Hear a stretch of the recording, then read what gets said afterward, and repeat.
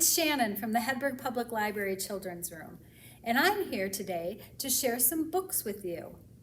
The first story I want to read is this one, called SNAIL CROSSING by Corey R. Tabor. It's published by Balzer and Bray, which is an imprint of HarperCollins Publishing. Let's get started. I'll pull over my trusty stand, and I'll set the book right here. And here it says, SNAIL CROSSING by Corey R. Tabor.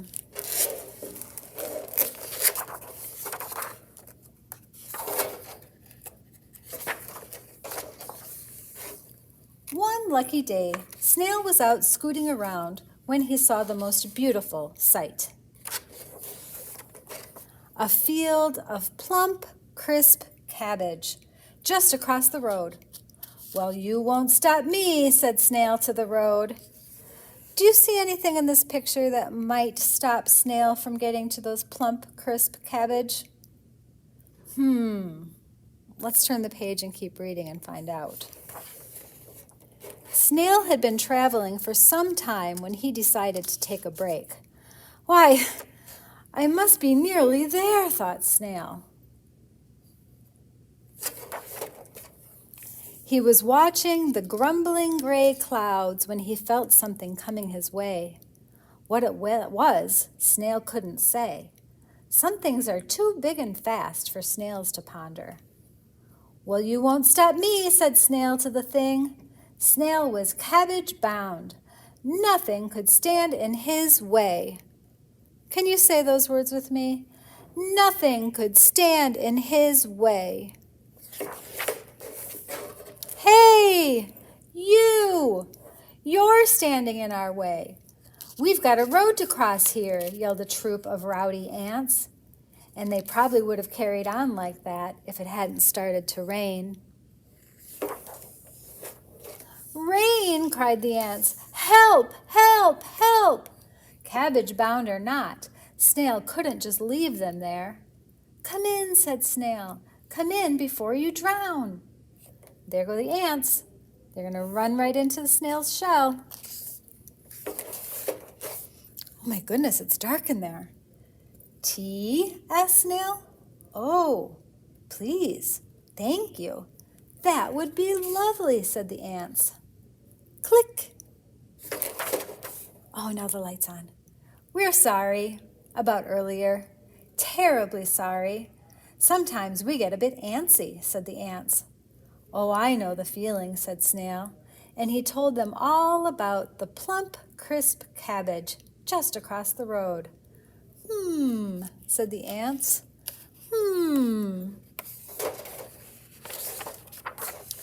When the rain stopped, the ants said, "Thank you, thank you, thank you," and goodbye. "Well, I hope you'll come back soon," said Snail. "Count on it," said the ants, and off they went. "Now where was I?" said Snail to himself. Ah, yes. Snail was cabbage bound.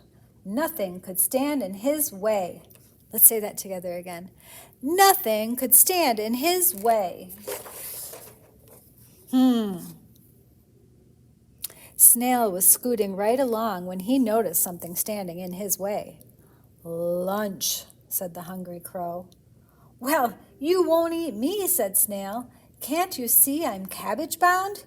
Evasive maneuvers, evasive maneuvers." Honk, honk. And just like that, the hungry crow was gone. Snail was very relieved, but a little dizzy from all that spinning. "Cabbage bound, I'm cabbage bound, head in the clouds, foot on the ground." Do you see a problem here? Let's keep reading and see what happens. Snail scooted and scooted and scooted and, "Hooray!" said Snail. "I made it." But where was the cabbage? "Well, shoot," said Snail. "Look what happened. He went across, he made some evasive maneuvers, and he got turned around, And he's back where he started. And the cabbage are way over here. Oh no, poor snail. But what was that on the horizon? Could it be? It was. The cabbage was coming to Snail. Hooray, said Snail. Snail bound, we're snail bound. Oh, look at that. The ant friends are helping Snail out. Thank you, he said to the ants. Thank you, thank you, thank you. Then the new friends went inside for cabbage soup and tea, and no one felt antsy at all. The end. So that's a fun story, isn't it? The story of Snail and the ants and the cabbage.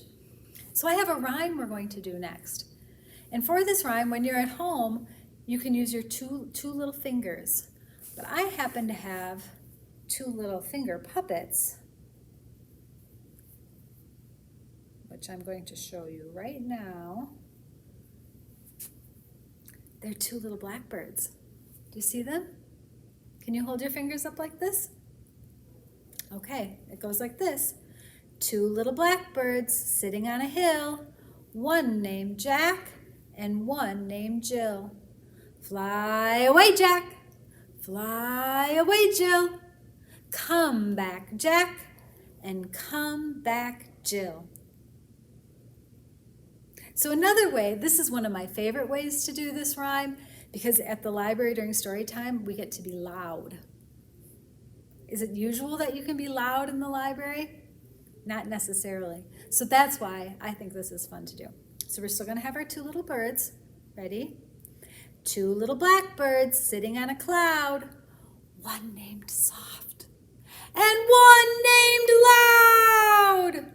Fly away, Soft. Fly away, Loud. Come back, Soft, and come back, Loud. Were you really loud and were you really soft when you were doing that rhyme? I hope so. That's fun to do. So the second story I'm going to read to you during this book break is Mel Fell by Corey R. Tabor. Have you heard that name before? Yes, he was the author of Snail Crossings, which we just read.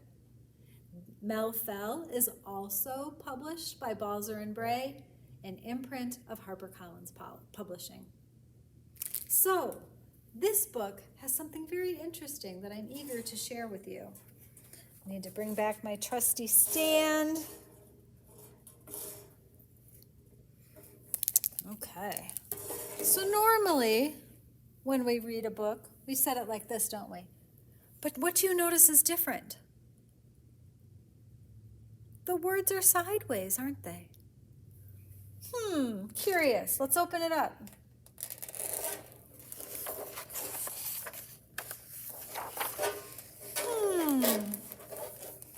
The pictures, the illustrations, are sideways too.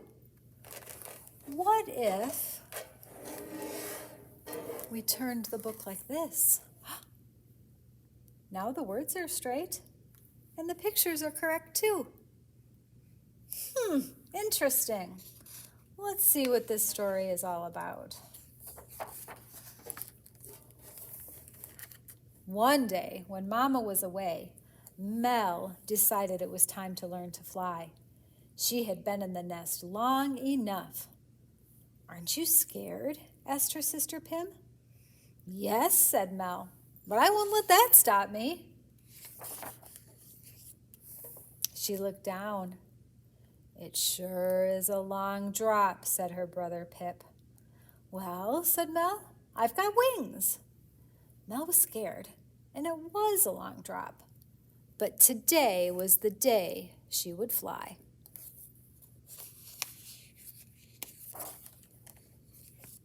See you soon, she told her siblings. She jumped, she flipped, she spread her wings, and then she fell.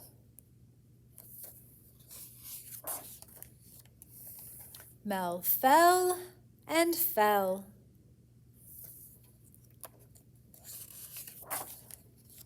The squirrels tried to catch her. They really did. They'd grown quite fond of those squeaky little chirpers upstairs. Blast, nuts, oof, aye! But it was no use. They missed her by a whisker.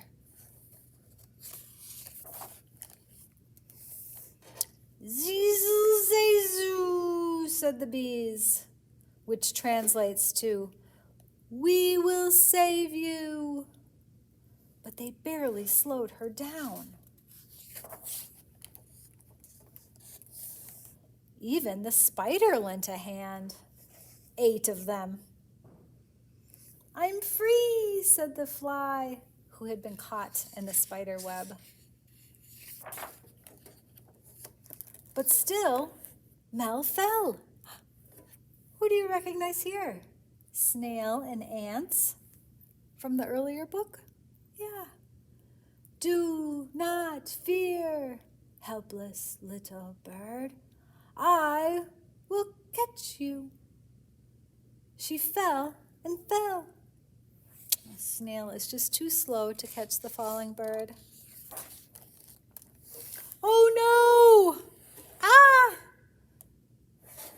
Mel looks a little surprised here. Splash! Oh no, she's in the water. What's going to happen? Mel dived into the water. She snapped her beak and caught a fat little fish. She kicked her legs, she wiggled her tail feathers, she spread her wings, and then, what's going to happen? She flew. And look, she still has the bird in her beak. Mel flew and flew right past the ants and the snail.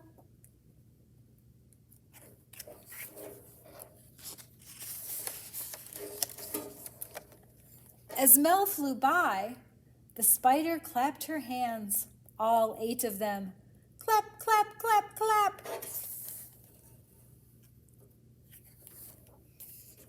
The bees said, huzzah, huzzah.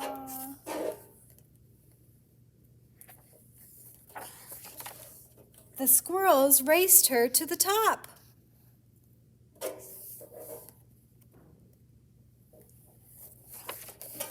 Mama was waiting when she got there. I flew, said Mel.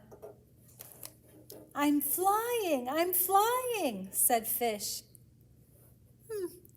Is the fish flying or is it falling? That's a good question. I knew you could, said Mama. I knew I could too, said Mel. Do not fear, helpless little fish. I will catch you. Splash. Snail is still too slow to catch the fish. And that's the end. I'm going to read this author's note to you. Mel is a kingfisher. Kingfishers catch fish by diving into the water from tree branches or wires. Many kingfishers nest in tunnels they dig in earthen banks near water, while others nest in tree hollows.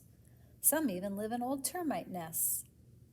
A young kingfisher probably doesn't catch a fish the first time they leave the nest, but then Mel is a very special bird. The end. So thank you for joining me in this book break today. I hope you enjoyed those books and that song, and I hope to see you real soon. Bye-bye.